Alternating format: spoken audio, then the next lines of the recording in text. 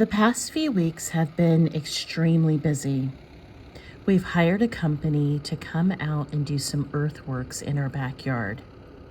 Our backyard had a severe slope to it, which would have made gardening very difficult. So we hired this company to come and level everything out so that our gardens could be properly placed and with good drainage. We also hired them to move the carport that was awkwardly situated in the back corner and put it up to the front of the house where we normally park. That way it would make room for our new chicken yard, which will be happily situated right next door to our gardens.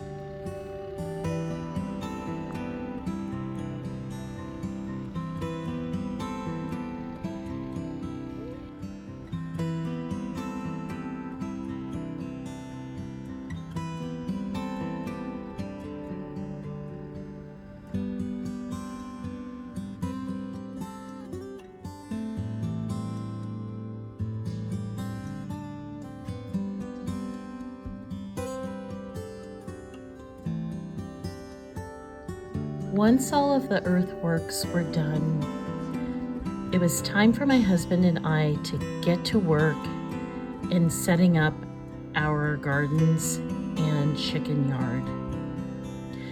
It was back-breaking and intense work. But the first thing we did is we set up our raised garden beds, which were 6 4-foot by 8-foot raised beds. Those were the first things that we installed. And of course, we had to fill those garden beds with soil. As you see here, we were able to fill at least 3 of them up. I like to follow a lasagna style mixture when it comes to raised beds.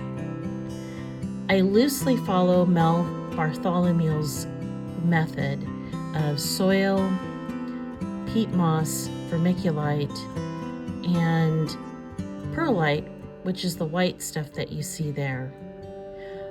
I like to put it in a lasagna style. I find that it works best for me and my style of growing.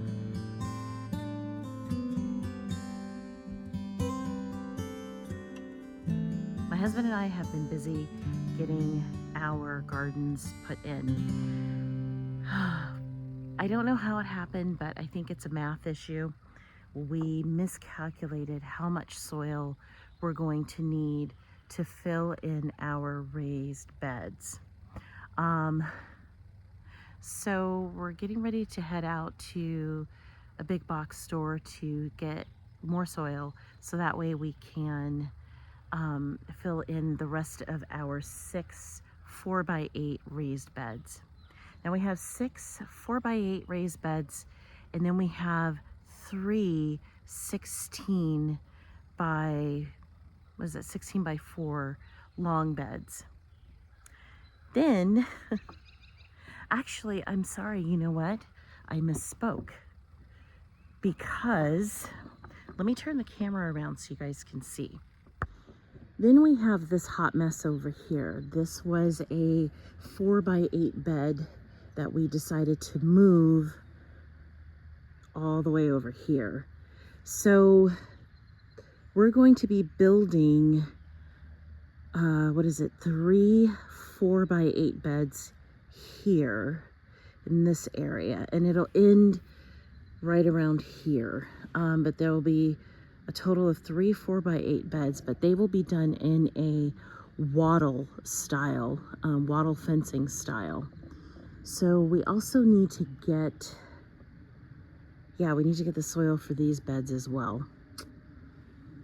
Now I gotta go inside and tell my husband we forgot about those particular beds. But needless to say, we are trying to fill in all of these garden beds, and we also need to get the fencing in as well. Fencing is going to be very critical for us to get that going this weekend because we have deer pressure here on our homestead. We have lots of woods, lots of trees. My husband estimates we have about 1,200 trees here on our property. Probably a lot more than that, but we have a lot of trees here on our property. So we get a lot of deer pressure. We've seen them all throughout the winter. We've seen different deer tracks. We've seen them running around, and periodically on my videos you will hear gunfire, and that's because we live in a very, very rural area, and well, people will shoot the deer that's on their property. So deer pressure is a real thing here. But I'm gonna go inside, let him know how much I think that we actually need. We're gonna head on out, and we're gonna keep building this garden. Okay, so we're here in my greenhouse, and I just want to just double check my plant starts really quick. I have started sweet peas, spinach, tomatoes, and peppers. Now, right now I have, 24 tomatoes that I just planted the other day.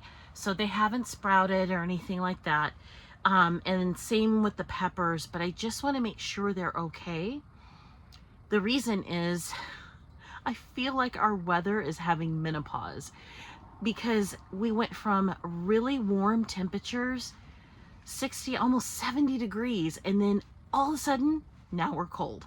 So what I have going on here in my greenhouse is I have my plants that have just started sprouting on heat mats.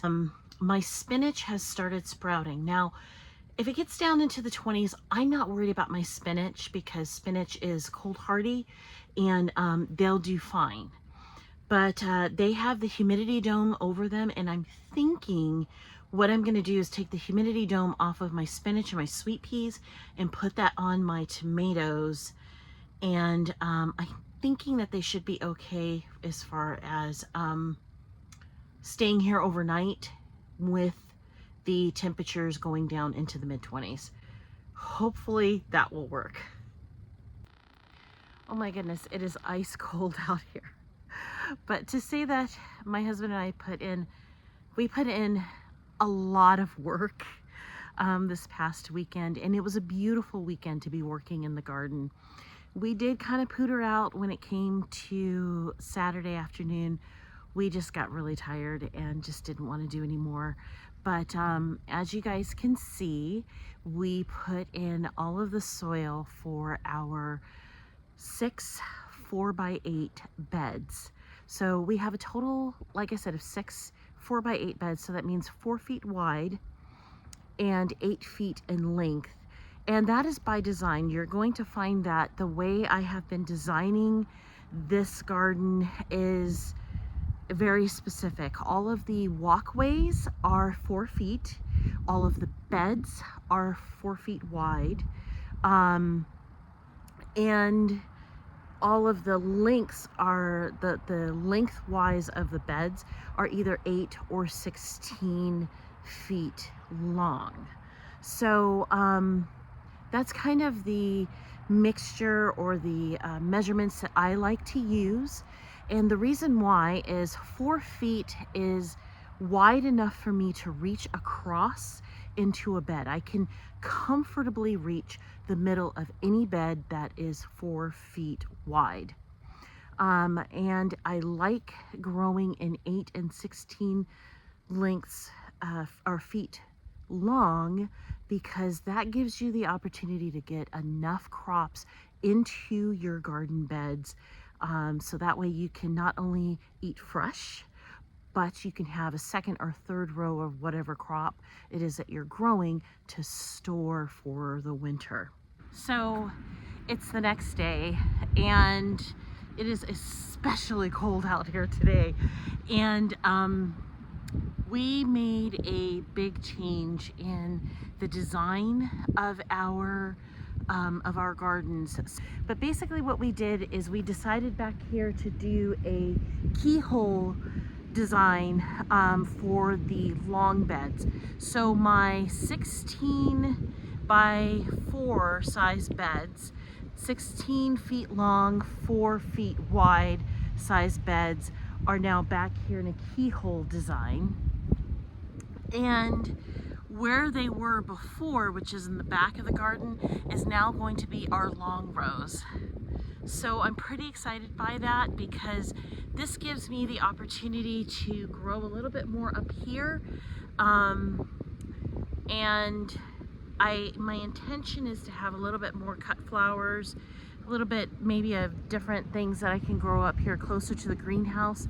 And then the long rows, they're going to be longer than 16 feet. We're going to be going 20 feet long with those particular rows, and that's going to be 4 rows that are 20 feet long.